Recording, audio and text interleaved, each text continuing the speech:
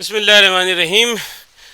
नाजरीन, एक मुख्तसर सी वीडियो बनाने की मेरी कोशिश है, स्लाइड शो उन लोगों के लिए कि जो साइबर सिक्योरिटी की फ़ील्ड में आना चाहते हैं, आईटी की मुख्तलिफ़ फ़ील्ड से या किसी और फील्ड से, और उनको समझ में नहीं आ रहा कि वो कैसे घुसें। तो ये बेसिकली एक था मुद्दा। और काफ़ी लोगों को असल में जो है वो बताया मैंने जॉब के हवाले से कि किस तरह आना है।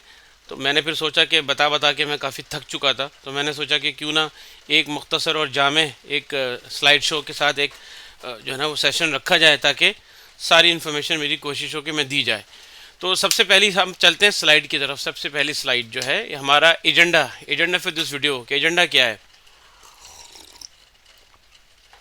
पहले तो ये कि भाई ये किसके लिए वीडियो है।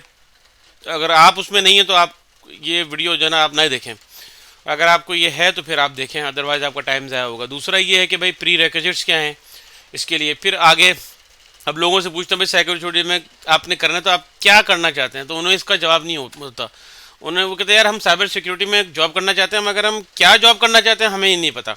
तो इस सवाल का जवाब ढूंढने की कोशिश करूंगा मैं इसमें। अगला पॉइंट है कि ये पता होने के लिए कि यार हमें कितने डोमेन्स हैं साइबर सिक्योरिटी में, कितनी लाइनें हैं, वो डिस्कस होगा। फिर आगे kinds of jobs in cyber security, और फिर आगे उसके ये है कि भाई हम कैसे घुस सकते हैं, क्या एक सिरा क्या है। तो सबसे पहले वीडियो किसके लिए, हाँ, फॉर हुम दिस वीडियो इज़ फॉर। जैसे कि मैंने पहले बताया कि उनके लिए जो साइबर सिक्योरिटी की फील्ड में आना चाहते हैं कि और फील्डों से, बिजनेस मैनेजमेंट, नेटवर्किंग या कोई और या आईटी की मुख्तलिफ फील्ड से, उनके लिए। तो सबसे पहले तो मैं उसके लिए मुख्तसर से आपकी बात करूंगा कि इसमें जो है वो एक मिथ है कि जी साइबर सिक्योरिटी में घुसने के लिए आप जो है वो सबसे पहले आप 2-3 साल आप जो ना आईटी सपोर्ट की जॉब करें, आपको पता हो सर्वर्स का, नेटवर्किंग की जॉब करें, देन यू कैन थिंक कि यार हम साइबर सिक्योरिटी में। तो ऐसा बिल्कुल भी नहीं है। हाँ, अगर आप हैं तो बहुत अच्छी बात है। अगर आपने नेटवर्किंग की फील्ड में हैं, आईटी सपोर्ट की फील्ड में हैं, डेस्कटॉप सपोर्ट में हैं, तो अच्छी बात है। लेकिन ये कोई ज़रूरी नहीं है कि आप जो है ना वो आप डायरेक्ट भी साइबर सिक्योरिटी की फील्ड में आ सकते हैं। और इसकी मिसालें लोगों में हैं, लोग आए हैं। मैं कितने लोगों को जानता हूं कि जिन्होंने करियर स्विच किया और डायरेक्ट साइबर सिक्योरिटी में आ गए, लेकिन उन्होंने प्लानिंग की, उन्होंने रिसर्च करी, उन्होंने उन्होंने एक वे आउट बनाया, उन्होंने चीज़ सेट करी और फिर उसको अचीव किया और वो हो गए। तो ये इसके अंदर ये है। इसके अंदर ये किसके लिए वीडियो। अगली स्लाइड पे आप चले जाएं तो आप ये देखें कि भाई साइबर सिक्योरिटी जो है वो करने के लिए आपको किन चीज़ों की ज़रूरत है। ये बड़ा इसके अंदर एक जो ना वो एक इम्पॉर्टेंट चीज़ है। ये मेरी नज़र में ये दो चीज़ें इंपॉर्टेंट हैं कि आपको बेसिक नेटवर्किंग नॉलेज का पता होना चाहिए और आपको बेसिक साइबर सिक्योरिटी के कॉन्सेप्ट का अच्छी तरह से पता होना चाहिए। ये दो चीज़ें हैं मेरी नज़र में। इन दो चीज़ों के बगैर आप साइबर सिक्योरिटी में घुसेंगे तो आपको नहीं समझ में आएगा चीज़ों का, जिसमें सबसे पहले जाहिर सी बात है networking is a basic foundation core.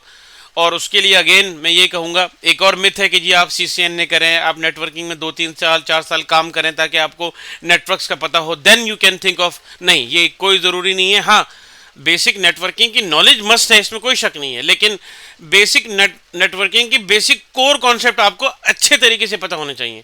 आपको नेटवर्किंग में महारत की ज़रूरत नहीं है। नेटवर्किंग में महारत तो नेटवर्क इंजीनियर को चाहिए, जो नेटवर्क इंजीनियर है या नेटवर्क अपना डिज़ाइनर है उसको। लेकिन आपको बेसिक कॉन्सेप्ट पता हो, आपको पता हो ऐसा लेयर क्या होती है, आईपी एड्रेस क्या होते हैं, आपको पता है पोर्ट्स क्या होते हैं, आपको पता हो कि इंटरनेट वर्क्स कैसे करता है। जब आप जब जो ना क्या कहते हैं ब्राउज़र पे जाके लिखते हैं तो कैसे इंटरनेट, डीएनएस सर्वर क्या होता है, ये सारी चीज़ें आपको बेसिक कॉन्सेप्ट आपको पता हो। अब अगेन आगे कि आप इसको कैसे करें। बहुत से लोग कहते हैं नहीं CCNA करो, कॉम्प्यूटर नेटवर्क प्लस करो, कर ले तो बहुत अच्छा है, लेकिन ये ज़रूरी नहीं है। मैंने तो नहीं किया। बेसिक कोर कॉन्सेप्ट आप कैसे हासिल कर सकते हैं, ये अगेन एक क्वेश्चन है। क्योंकि आप यूट्यूब पे जाएंगे कि यार नेटवर्क तो हज़ारों नहीं लाखों वीडियो आ जाएंगे, वीडियो का समंदर आ जाएगा, समझ में नहीं आएगा मैं कौन सी वीडियो देखूं कौन सी वीडियो नहीं देखूं। बहुत से बारे आपको बहुत डिटेल में जाके बताने की कोशिश करेंगे। तो मेरे नज़र में उसका मैंने निकाला हुआ है कि अगर आप जाएंगे जाके यूट्यूब पे जाके सर्च करेंगे प्रोफेसर मैसर CCNA, वो उसका बहुत अच्छा कोर्स है। या फिर सर्ट ब्रोज CCNA की उसकी प्ले लिस्ट है, जो छोटे छोटे 10-10 मिनट 5-5 मिनट के आपको बताएगा कोर कॉन्सेप्ट, ठीक है। फिर उर्दू आईटी एकेडमी में जाके आप सबसे पहले वाला कोर्स देख लें, आप ICND 1 जो है, जो बहुत पुराना, वहां से आप कर लें, या कीथ बारकर की आप अपना प्लेलिस्ट देख लें। लेकिन कीथ बारकर की प्लेलिस्ट बहुत डिटेल में है, क्योंकि उसने CCNA के हिसाब से बनाई है। लेकिन अगर आपको CCNA नहीं करना, सिर्फ बेसिक कोर कॉन्सेप्ट, तो मैं समझता हूँ उसके लिए सबसे बेस्ट सर्ट ब्रोस की जो CCNA की प्लेलिस्ट है वो बेहतरीन है। लेकिन आप बाकी चीज़ें भी देख सकते हैं, डेविड बॉम्बल का आप यूडीमी का कोर्स आप जो ना बाई कर सकते हैं, ताकि बेसिक कोर कॉन्सेप्ट का, ठीक है ना। और उसके अलावा जो है ना, जो फ्री नेटवर्किंग की भी कुछ यहाँ पे जो ना सर्टिफिकेशन होती हैं, जैसे जूनिपर्स वालों की है, और एक दो और भी आपको मिल जाएंगी, वो मुझे उसका अभी याद नहीं है, ठीक है। अब आप आ जाएं कि जी बेसिक साइबर सिक्योरिटी के कॉन्सेप्ट, ये आपको लेना। अब इसके अगेन आप कॉम्प्टिया सिक्योरिटी प्लस कर लें तो बहुत अच्छा है, लेकिन अगेन मैं तो ये भी मतलब है दिमाग में कि आप करना जरूरी नहीं है, आप सिर्फ बेसिक कॉम्प्टिया सिक्योरिटी प्लस के जो कोर कॉन्सेप्ट है वो अच्छी तरह से आप उसको समझ लें। अगेन उसके लिए आप प्रोफेसर मैसर का आप जाके कोर्स देख लें, कॉम्प्टिया सिक्योरिटी प्लस का, उसको आप देख लें, या आप यूडीमी कोर्स को बाई कर लें, 12-15 पाउंड के मिल जाते हैं, ठीक है। बेसिक बेसिक जो कॉन्सेप्ट हैं उसके अंदर, जो अटैक्स हो गए, रैंसमवेयर हो गया, आपको पता होना चाहिए, फिशिंग क्या होती है, स्पेयर फिशिंग क्या है, व्हील फिशिंग क्या है, हैक कैसे करते हैं, आपको पता होना चाहिए वायरस में वॉर्म्स में क्या फ़र्क है, आपको पता होना चाहिए ट्रोजन क्या होता है। बेसिक जो कॉन्सेप्ट है आपको intrusion detection system, IPS, network security के बेसिक जो ना कोर कॉन्सेप्ट वो आपको पता होने चाहिए। तो अगेन सिक्योरिटी कॉम्प्टिया सिक्योरिटी प्लस करने की ज़रूरत नहीं है, कर ले तो बहुत अच्छा, लेकिन अगर ना भी कर सके तो ये कॉन्सेप्ट आप वीडियोस देख के, नोट्स बना के आप हासिल कर सकते हैं, क्योंकि इंटरव्यू में वो आपसे ये नेटवर्किंग की कॉन्सेप्ट और बेसिक साइबर सिक्योरिटी के कॉन्सेप्ट ये आपसे पूछेगा। अगर आपने बेसिक कॉन्सेप्ट आपको नहीं पता, अगर उसने आपसे फिशिंग का पूछा और आपको फिशिंग के बारे में नहीं पता, तो आपको फेल कर देगा। या अगर वो आपने उसने आपसे पोर्ट्स का पूछा, अपना पोर्ट 443 और पोर्ट 80 क्या फ़र्क है, पोर्ट का मतलब क्या है, और आपको आप जा रहे साइबर सिक्योरिटी जॉब अप्लाई करना है, तो आपको वो जॉब नहीं देगा। तो बेसिक कॉन्सेप्ट में कोई कंप्रोमाइज़ नहीं होना चाहिए। मेरा अपना 45-50 जो मैंने इंटरव्यू दिए हैं अब तक, उसका मैं आपको एक्सपीरियंस बता रहा हूँ, ठीक है। ये बेसिक दो इन्फॉर्मेशन बता दी मैंने आपको, और कैसे हासिल कर सकते हैं ये भी मैंने आपको डिस्कस कर दिया इसके अंदर। अब चलते हैं अगली स्लाइड्स पे। अब ये सवाल है कि जी, अब बहुत से लोग आते हैं, कहते हैं यार हमने साइबर सिक्योरिटी, आपकी साइबर सिक्योरिटी में जॉब लग गया, अब हमें बताओ हम भी कर भाई आप। मैं उनसे पूछता हूँ आप क्या जॉब करना चाहते हो साइबर सिक्योरिटी में, तो उनका आगे से जवाब है पता नहीं। तो ये पता होना जरूरी है, क्योंकि साइबर सिक्योरिटी, IT एक बहुत बड़ा समंदर है, साइबर सिक्योरिटी भी अपने आप में बहुत बड़ा समंदर है। साइबर सिक्योरिटी के अंदर जो मोटे मोटे 5-6 डोमेन्स हैं, उस हर डोमेन्स के अंदर हजारों शाखें हैं, और हर आदमी हर काम नहीं करता। तो ये पता होना जरूरी है कि आप करना क्या चाहते हैं। उसके लिए अगली स्लाइड है कि आपको डोमेन्स का पता हो कि साइबर सिक्योरिटी के कितने डोमेन्स हैं।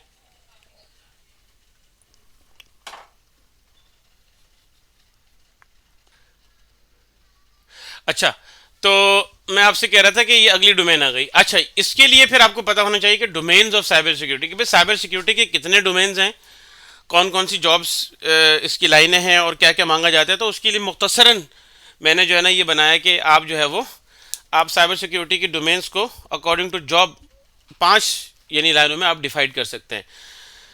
नंबर 1 हो गया पेन टेस्टर या एथिकल हैकर, ये एक अलग लाइन है। ये एथिकल हैकर आपने सुना होगा, ये क्या होता है कि कंपनियां उनको हायर करती हैं इससे पहले कि असली चोर आए, उनके चोर को उनके नेटवर्क को ब्रेक करें, डेटा ब्रीच करें, वो क्या करती हैं, वो पेन टेस्टर्स को हायर करती हैं।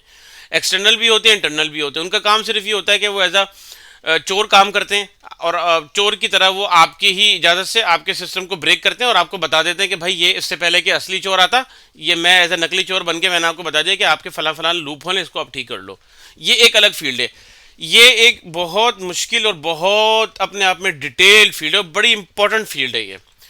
इसमें वो अगेन टूलों पे काम करता है। इसमें जितनी भी जो जॉब है उस सब में टूल्स पे काम होता है, ये मैं बता दूं। कोई मैनुअल काम नहीं करता, कोई हाथ से काम नहीं करता, टूलों पे काम होता है, सॉफ्टवेयर पे काम होता है।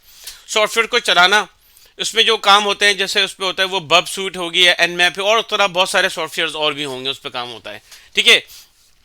इसकी सर्टिफिकेशन जो है वो क्या क्या है, मार्केट में बहुत सारी सर्टिफिकेशन है, CEH है, सर्टिफाइड एथिकल हैकर, लेकिन वो मेरे नज़र में उसकी कोई ख़ास अहमियत नहीं है। जो जो जो जिसकी डिमांड है पूरी दुनिया में नंबर 1 वो है OSCP, offensive security certified professional. फिर आगे उसकी एग्जेक्टिव और दूसरी उसकी आगे भी है, लेकिन उस लाइन में सबसे जो जो पहली सर्टिफिकेशन है वो ये है। और ये पास करना बहुत मुश्किल है, ये हर कोई पास नहीं कर सकता, बहुत कम लोग पास कर सकते हैं इसको। ठीक है, आप ये कर लें तो उसमें आप जा सकते हैं, अप्लाई कर सकते हैं। फिर ये उसकी एक लाइन है मुख्तसर। दूसरी लाइन होगी वल्नरेबिलिटी एनालिस्ट की या मैनेजर की, यानी वल्नरेबिलिटी मैनेजमेंट। अगेन इसमें टूल्स पे काम होता है, क्यूएलएस और अपने टेनेबल नेसिस टूल्स। अगेन उसमें क्या होता है कि कोई कंपनी क्यूएलएस यूज करती है, कोई कंपनी टेनेबल नेसिस यूज कर रही होती है। ठीक है, तो उसमें क्या होता है कि वो यानी कंपनी अपने अंदर रखती है बंदे, और वो अपने अंदर जो ना वो सॉफ्टवेयर पे यानी चला के देखते हैं कि हमारी क्या वल्नरेबिलिटीज है, वीकनेसेस है, उसको वो फिक्स करते हैं। तीसरी लाइन हो गई आइडेंटिटी एंड एक्सेस मैनेजमेंट की। ठीक है, आइडेंटिटी एंड एक्सेस मैनेजमेंट में क्या हो गया, जैसे बैंक हो गए या बड़े बड़े इदारे होते हैं, उनका काम ये होता है कि ऐसे ऐसे सॉफ्टवेयर पे ऐसे उसको इस तरह से कॉन्फ़िगर करना कि उनकी आइडेंटिटी एंड एक्सेस मैनेजमेंट यानी एडी, यानी कौन सा बंदा कौन सी सर्विसेज को यूज कर सकता है, यानी कंपनी के अंदर कौन सी इंफॉर्मेशन ले सकता है, कौन सी इंफॉर्मेशन नहीं ले सकता, क्या पॉलिसीज हैं, उस पर ये काम करता है। और ये अपना बड़ी बड़ी इदारों में, बड़े बड़े ऑर्गेनाइजेशन में ये काम हो रहा होता है। ये भी एक अगेन इसकी जो है ना वो टूल पे काम होता है, ping identity, one identity, cyber arc और सेल पॉइंट, और इस तरह मुख्तलिफ उस पर टूल्स हैं, उस पर काम हो रहा था। चौथा है GRC, governance risk in compliance. ये क्या है, ये बेसिकली ऑडिट है कि ये जाते हैं और जाके ऑर्गेनाइजेशन में होता है कि भाई हमारे यहाँ ये जो है वो ISO का या NIST का या जो भी मुख्तलिफ जो बॉडीज हैं फ्रेमवर्क की, क्या उन्होंने जो हमें ये जो दिए हुए हैं, क्या हमारी कंपनी उनको फॉलो कर रही है, क्या हमारी कंपनी ने क्या कहते हैं फायरवॉल में ये सारी चीज़ें अपना क्या कहते हैं कॉन्फ़िगर की हुई हैं, क्या हमारी कंपनी ने स्टॉक बनाया, क्या हमारी कंपनी ने, और टिक बॉक्सेस करते हैं। वो सिर्फ कर यानी वो करते नहीं, करवाते हैं, चेक करते हैं, जस्ट लाइक एन ऑडिट। इसमें लॉज और इसमें ये सारी चीज़ें जो ना पॉलिसी मेकिंग सारी चीज़ें शामिल। तो ये एक तरीके से बोर है, लेकिन ये अगर इंटरेस्टिंग उनके लिए जो जिनका इंटरेस्ट है वही कर सकते हैं। उनकी जो ना मुख्तलिफ सर्टिफिकेशन होती हैं, जैसे मैंने लिखी ISO 27001 होती है, उसके अलावा NIST की भी होगी, उसके अलावा जो है वो सीसा एक है उसकी होती है। तो ये एक डोमेन हो गया। फिर पांचवा डोमेन आ गया SOC का, सिक्योरिटी ऑपरेशन सेंटर का। अच्छा, ये मैं एक बार बता दूं कि हर डोमेन के अंदर भी हज़ारों लाइनें हैं, तो सिर्फ ये नहीं, अभी ये सिर्फ मैंने मोटा मोटा आपको बताया है, तो ये हो गया। अच्छा अच्छा, एक बात मैं आपको और बता दूं कि पहले जितने भी है ना, ये पहले जब ऑन प्रेमिसेस हुआ करते थे, तो ये ऑन प्रेमिसेस में जैसे चाहे वो वल्नरेबिलिटी हो, चाहे आइडेंटिटी एक्सेस मैनेजमेंट हो, चाहे SOC हो, उन सब में मुख्तलिफ टूलों पे काम होता था। यानी वल्नरेबिलिटी मैनेजमेंट के लिए जो है वो कोई कंपनी जो है ना, कोई कंपनी क्यूलेज यूज़ कर रही है, कोई कंपनी टेनेबल यूज़ कर रही है, तो क्या करती थी कि वो ऑन प्रेमिसेस एक सर्वर बनाते थे, उस पर लिनक्स का होता था नॉर्मली, उस पर वो चीज़ें इंस्टॉल करते थे, लाइसेंस लेते थे, वो करते थे, वो बंदे हायर करते थे, फिर करते थे। कोई कंपनी क्यूलेज करी, कोई कंपनी टेनेबल करी। इसी तरीके से जो है वो SOC में जो सिम सोल्यूशन काम होता है, कोई कंपनी कोई टूल यूज़ कर रही है, कोई कंपनी कोई टूल यूज़ कर रही है। तो लेकिन जब क्लाउड आया, खासतौर पे एजोर एडी की बात मैं करूंगा, तो एजोर जिन क्लाउड ने, माइक्रोसॉफ्ट ने ये कहा कि यार आप बिलाओ जब मुख्तलिफ जगह जा रहे हो, मुख्तलिफ टूल चूज कर रहे हो, हमारे पास बिल्ट इन सिम सोल्यूशन है, हमारे पास जो है वो built in identity and access management है, हमारे पास बिल्ट इन वल्नरेबिलिटी मैनेजमेंट है, हमारे पास सारी चीज़ें, अक्सरियत नॉट ऑल, अक्सरियत हमारे पास बिल्ट इन है, आपको चूज नहीं करना पड़ेगा। तो ये एक बहुत बड़ी चीज़ है, तो जिसमें मेरे हिसाब से माइक्रोसॉफ्ट ने काफ़ी मार्केट को अभी जो ना वो हार्ड टाइम दिया हुआ है। वो यानी कंपनियां जो 20-20 साल से जो है ना पुराने टूलों पे थी ऑन प्रेमिसेस, वो अब चूंकि उनका सारा इंफ्रास्ट्रक्चर क्लाउड पे जा रहा है, तो कहती है यार हम क्लाउड पे जा ही रहे हैं तो क्यों ना हम क्लाउड बेस्ड टूल यूज़ करें जो कि ऑल इन वन है। तो लिहाजा ये एक इंपॉर्टेंट बात है जो कि मैंने आपसे कहा कि मैं आपसे शेयर करूं। अब आ जाएं आप अगली डोमेन पे, अगली प्लेलिस्ट पे, जो कि आपको बताएगा कि हाँ, ये मैंने आपको बता दिया कि पेन टेस्टर के बारे में सारी इन्फॉर्मेशन मैं आपको बता चुका हूँ लास्ट टाइम कि उसमें कौन कौन सी सर्टिफिकेशन होती हैं, सारा ये आ गया, और ये बता चुका हूँ। अगली अब आ जाए सिक्योरिटी ऑपरेशन सेंटर। ये जो ना मेरा अपना डोमेन है जिसमें मैं काम कर रहा हूँ, जिसमें मुझे पता है चीज़ों का, तो ये मैं आपको डिटेल में बता सकता हूँ कि जो भी थोड़ा बहुत मुझे इन्फॉर्मेशन है, और मेरी यही सोच है कि मैं सबको बताऊँ, सबकी इन्फॉर्मेशन दूँ। काफ़ी लोगों को मैं बता चुका हूँ, लेकिन बता के आधे आधे एक एक घंटे, इसलिए मैंने सोचा कि मैं एक वीडियो बनाऊं ताकि मैं सब लोगों को अपनी मुख्तसर और जामे सबकी इन्फॉर्मेशन दे दूं। अब कोई भी मुझसे कुछ पूछे तो बजाय उसको बताने के मैं उसको ये जो है ना वीडियो भेज दूं कि भाई तुम इस वीडियो को देख लो, उसके बाद तुम आके मुझसे बात करो, ताकि बेसिक कॉन्सेप्ट उनको बताओ, ताकि उनका फ़ायदा हो। क्योंकि जब ये मैं कर रहा था तो मुझे किसी ने कोई इन्फॉर्मेशन नहीं दी, क्योंकि मेरे लोगों में कोई भी नहीं था। मैं बस यूट्यूब से गूगल से जाके करता था। तो मैं चाह रहा था, और मैंने कितनी इस तरह की ना how to get into cyber security, मैंने दर्जनों वीडियोस देखी हैं, और हर वीडियो में से कोई ना कोई चीज़ मैंने मेरी कोशिश ये है कि इस वीडियो के अंदर आपको एक वीडियो में सारी वीडियोस का एक सारी तो कम से कम अच्छी खासी वीडियो का आपको इन्फॉर्मेशन मिल जाए, पता चल जाए। खैर, अब आते हैं सिक्योरिटी ऑपरेशन सेंटर की तरफ। तो सिक्योरिटी ऑपरेशन सेंटर जो है वो बेसिकली सॉक कहलाता है, और ये हर कंपनी में आजकल हो रहा है, और ये गवर्नमेंट की रिक्वायरमेंट भी है। इसकी जॉब टाइटल पे आ जाते हैं। पहले सबसे पहले जो नॉर्मल जॉब टाइटल होते हैं वो होते हैं SOC analyst, SOC engineer, SIEM engineer. SOC analyst का काम ये होता है कि जो सिम सोल्यूशन होता है उसको सिर्फ मॉनिटर करना होता है। कोई अलर्ट आ गया उसको L2 में भेज दिया, L3 में भेज दिया, बस। इससे सॉक इंजीनियर का काम क्या होता है कि वो सॉक सिम सोल्यूशन को कॉन्फ़िगर करता है, चीज़ों को देखता है, यानी प्ले बुक्स को देखता है, वो थ्रेट डिटेक्शन को देखता है। सिम इंजीनियर जो है वो उसका काम, अच्छा, सॉक इंजीनियर जो है वो सॉक में जो है ना वो सिर्फ सिम सोल्यूशन नहीं होता, सिम नहीं होता, बल्कि उसके अंदर EDR भी होता है, XDR भी होता है, बहुत सारे टूल्स और भी होते हैं। तो लिहाजा वो सारी चीज़ों को देख रहा होता है। लेकिन जो सिम इंजीनियर जो होता है वो सिर्फ सिम सिम सोल्यूशन को देख रहा होता है। फिर उसके अलावा forensic analyst, incident responder, EDR, फिर थ्रेट डिटेक्शन, और बहुत सारे उसमें आ जाते हैं। ठीक है, जैसे जैसे कंपनी बड़ी होती है वैसे वैसे हर लेन की अपनी अलग जॉब होती है। अच्छा, टूल यूज जो होते हैं वो इसके अंदर सिम सिम सोल्यूशन होता है। Most prominent as of now is Sentinel. इस वक्त जो है वो सेंटिनल जो है वो क्लाउड बेस्ड और क्लाउड नेटिव टूल है, जो कि इस वक्त जो है वो सबसे ज़्यादा मार्केट में इन है। क्योंकि पहले क्या होता था कि स्प्लंक, IBM, क्यूरेडार और इस तरह के पुराने ऑन प्रेमिसेस टूल होते थे। क्योंकि अब नया टूल है, नई मार्केट में नई चीज़ आई है, तो आप ये देख सकते हैं इसमें मैंने लिखा है कि 2020 में कोई जगह नहीं थी इसकी। ये गार्डनर की रिपोर्ट है। गार्डनर जो है कि इदारा जो बताता है कि भाई कौन सी कंपनियों में कौन कौन से टूलों पे काम हो रहा है। तो ये आपकी एक अथेंटिक एक जो ना रिपोर्टिंग होती है। तो 2020 में कोई जगह नहीं थी इसकी। 2021 में देखिए मिडिल में आया, और 2022 में इसने जो ना टॉप कर लिया। तो इस वक्त ये सबसे टॉप चल रहा है। अच्छा, आगे क्या है, अब ये देखें, how to get in SOC job easiest way. ये मैंने लास्ट जो ना स्लाइड शो बनाई है, उसके अंदर सिंपल से यही है कि भाई चूज अ टूल से सेंटिनल। आप कोई सा भी एक टूल चूज करें, जरूरी नहीं कि आप सेंटिनल चूज करें, आप स्प्लंक भी यूज कर सकते हैं। आप जो है वो IBM का, यानी कोई भी जो टूल है, जो सिम सोल्यूशन है, वो आप यूज कर लें। लेकिन मैंने आपको एग्जांपल देता हूँ सेंटिनल की, क्योंकि मैंने ऐसे ही किया। आप सेंटिनल ले लें, ठीक है।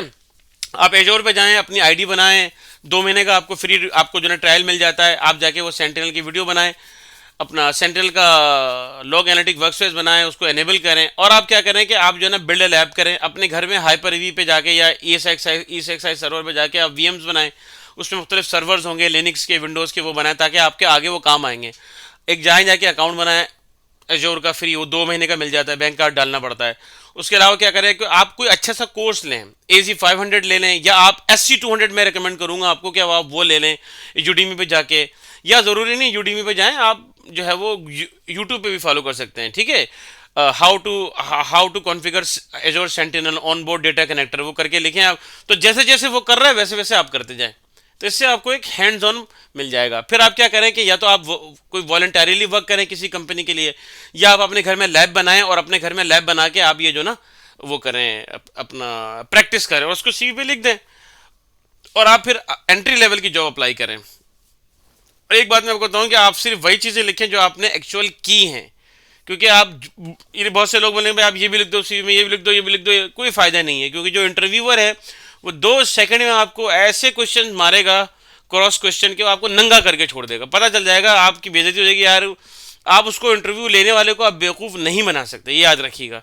तो जो चीज़ें आपने लिखी हैं, जो चीज़ें आपने करी हैं प्रैक्टिकल, वही चीज़ें आप लिखें। और ये जो मैंने आपको तरीका बताया वैसे आप लिखें, और इंशाअल्लाह ताला आप एंट्री लेवल की जॉब अप्लाई करें। सॉक इंजीनियर की, सॉक एनालिस्ट की, कोई सी भी सॉक में जिसका ताल्लुक हो सिम सोल्यूशन का, तो ये फिर आपको जो है ना वो इंशाल्लाह फ़ायदा होगा। तो ये मैंने आपको बता दिया सारी चीज़ें जो मेरी हो गई, और ये स्लाइड हो गई। उम्मीद करता हूँ कि आपको इससे फ़ायदा होगा, और आपको एक चीज़ मिलेगी, समझ में आएगी कि कितने डोमेन्स हैं, मैं कैसे घुस सकता हूँ, बेसिक इन्फॉर्मेशन क्या है, क्या क्या मुझे लेनी है, कैसे कैसे मुझे लेनी है, कहाँ पे लानी है। और अगर मुझे शौक की जॉब करनी है तो मैंने आपको उसका अपना सिंपल सा मैंने आपको एक वो भी बता दिया। उम्मीद करता हूँ कि इससे आप इसको वीडियो को देख के आपको फ़ायदा होगा। दुआओं की दरख्वास्त है। अस्सलाम वालेकुम।